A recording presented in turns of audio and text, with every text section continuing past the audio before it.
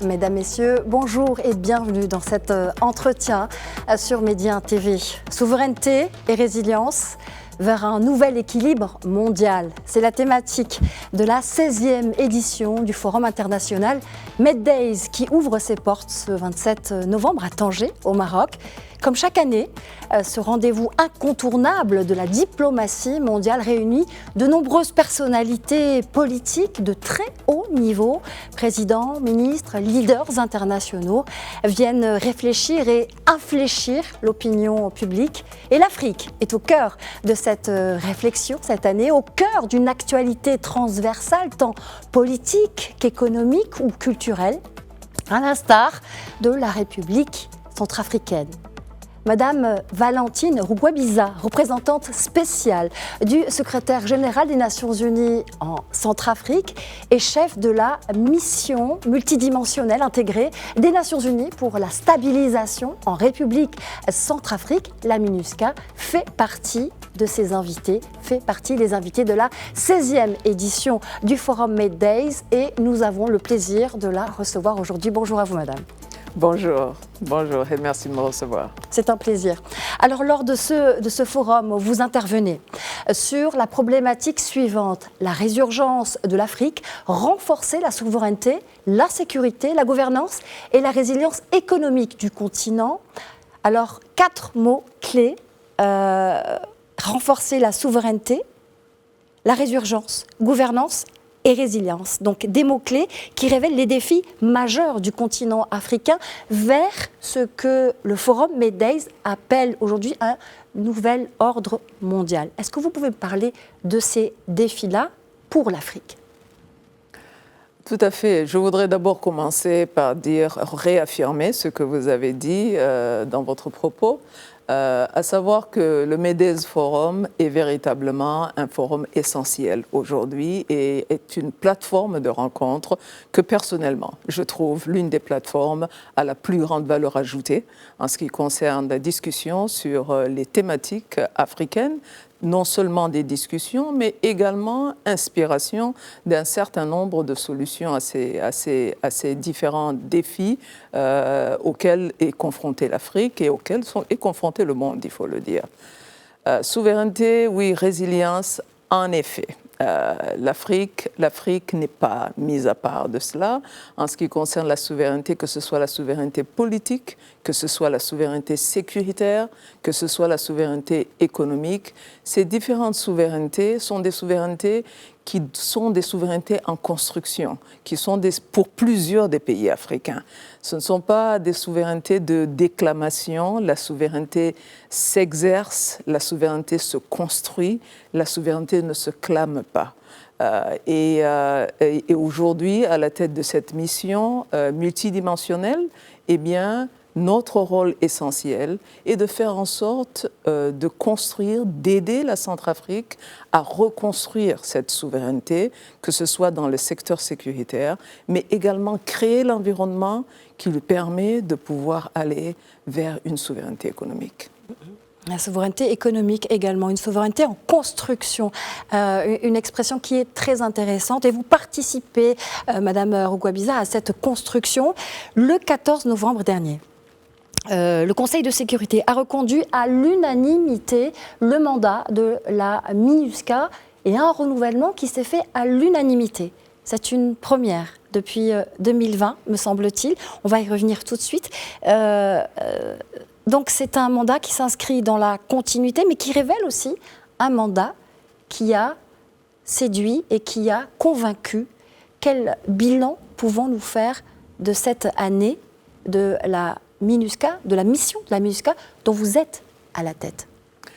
Je dois dire que d'abord nous nous félicitons. Nous nous félicitons et nous sommes reconnaissants aux 15 membres du Conseil de sécurité des Nations Unies pour la confiance et surtout le soutien politique dans son expression la plus forte qui soit, par un vote unanime, ce qui veut dire chacun des 15 membres du Conseil de sécurité a voté favorablement pour le nouveau mandat de la MINUSCA qui va du 15 novembre 2024 au 15 novembre 2025. Il ne peut y avoir d'expression politique plus forte et de validation plus forte des efforts que nous avons accomplis, tant sur le front politique que sur le front sécuritaire et sur le front de la stabilisation. Et sur le front de la stabilisation, c'est là qu'intervient un petit peu la partie de souveraineté économique. Sur le front politique, eh bien, il faut se rendre compte que la Centrafrique est un pays qui a traversé plusieurs conflits récurrents, mais aujourd'hui est dans une phase où, en termes politiques, est dans une phase où elle va dans une période véritablement de sortie de crise et dans une période post-conflit. Pour donner un seul exemple, au courant de l'année 2022, de fin 2022 et l'année 2023, il y a 9 groupes armés qui ont déclaré leur dissolution. Sur 14 groupes armés qui étaient signataires de l'accord de paix et politique de paix et réconciliation, qui d'ailleurs avait été facilité par l'Union africaine et les Nations unies également. Et donc il faut se rendre compte que 9 groupes armés, ce n'est pas un résultat mineur.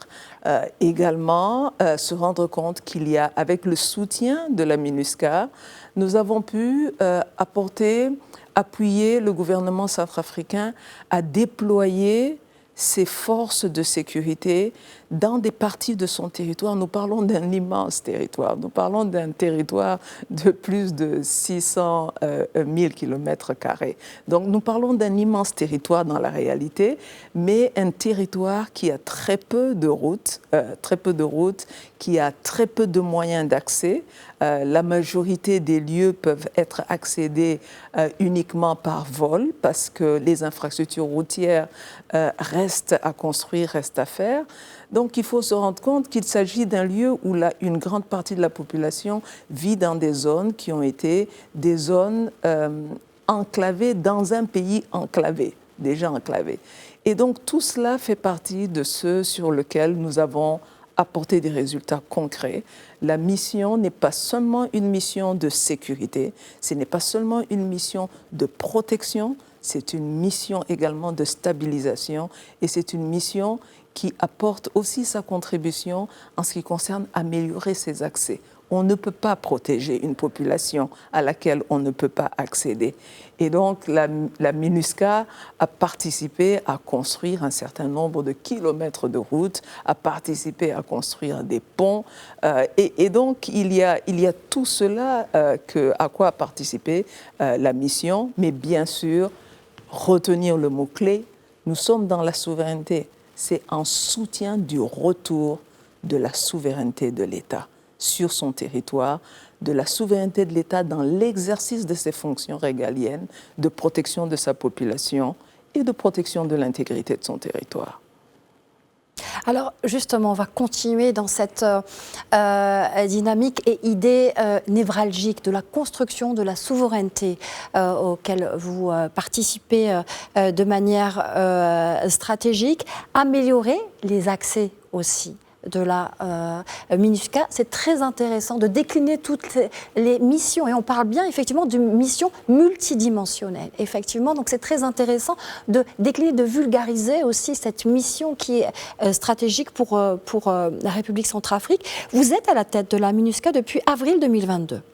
Le 19 mai 2022 est lancé un nouveau concept de la force. Quel est ce concept ? Est-ce que c'est le fruit de votre décision ? Comment est-il né et pourquoi il était aussi important de reconduire le mandat de la MINUSCA avec cette règle, ce nouveau concept de la force ?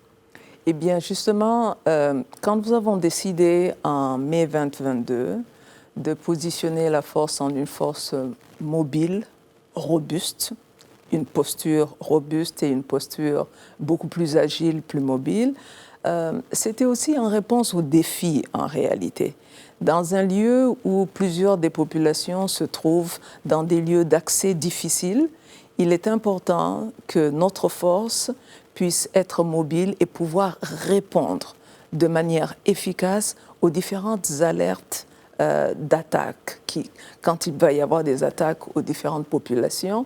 Et donc cela implique aussi avoir des capacités dans la mission, pouvoir optimaliser les capacités que la mission possède.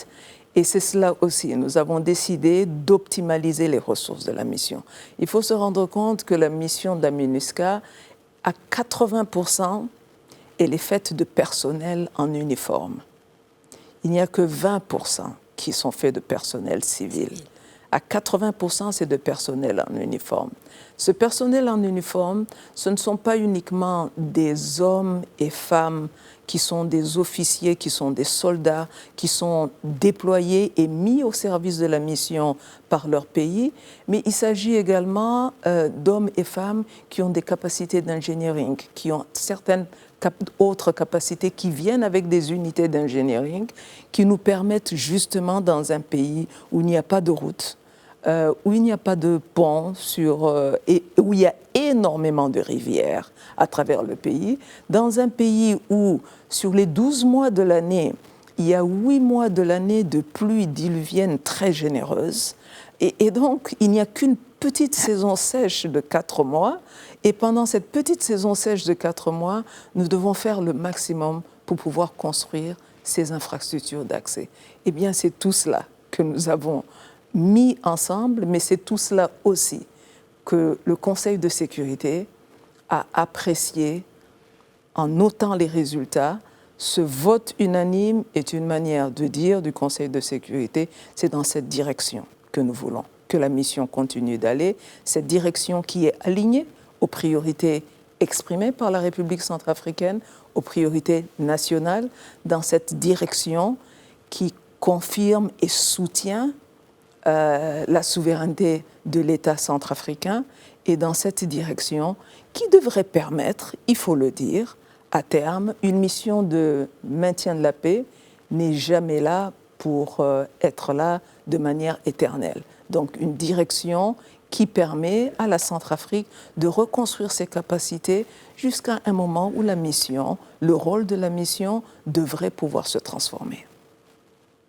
Alors sur les 14 400 militaires et 3 020 policiers, le Maroc contribue à hauteur de 700 hommes, je parle sous votre contrôle, au sein de la MINUSCA.